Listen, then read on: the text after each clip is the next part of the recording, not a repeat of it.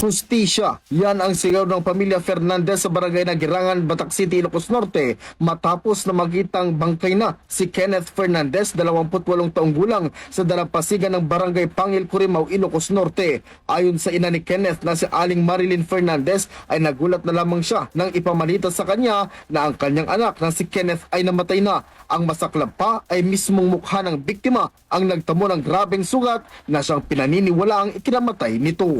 Sabi ko matama konsensya, dahil nga nangaramid kanya na.